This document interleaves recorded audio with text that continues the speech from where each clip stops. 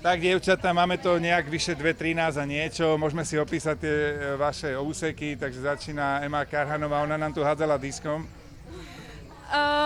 Áno, tak trošku som pokazila štart, ten prvý kvôli mne sa vlastne opakoval, že som ťukla. A potom beh si ani moc nepamätám, ale odozdávka celkom fajn, aj keď netrafila som sa hneď na prvýkrát do tej ruky, ale akože bežalo sa mi to dobre a som rada, že som to mohla vlastne bežať. Druhý úsek, 200-metrový, Alexandra Segeňová. Mne sa bežalo super, mne sa aj tá odozdávka zdala dobrá. Ja som necítila ten prvý pokus, takže ja som si myslela, že sme si ho odozdali na prvé.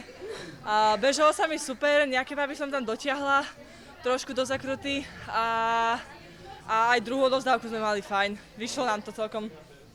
Áno, tu sa starala Nela Kucáková, mala premiéru si aj na tomto šampionáte. Ako si pociťovala ten tvoj úsek?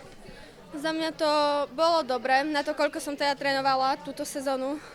Na to, že som mala natrhnutý sval, tak sa mi to bežalo celkom fajn.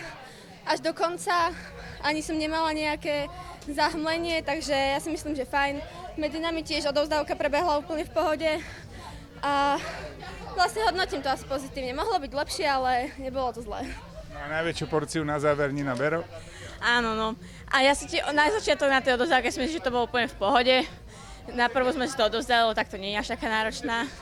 Ale hneď vlastne ma tam babi dali na prvej 20, ale už som to nevedela nejak úplne dohnať. Ani som sa nechcela úplne presilovať kvôli tomu, lebo mám teraz zranenie a sa mi o dosť horšilo, tak som hlavne sa nechcela ešte viac zraniť. A som bežala, dáme tomu, že aby som vôbec dobehla do toho cieľa, aby som sa nám nejaký čas tam vôbec registroval.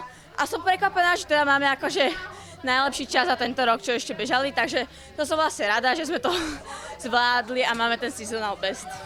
Ďakujem krásne.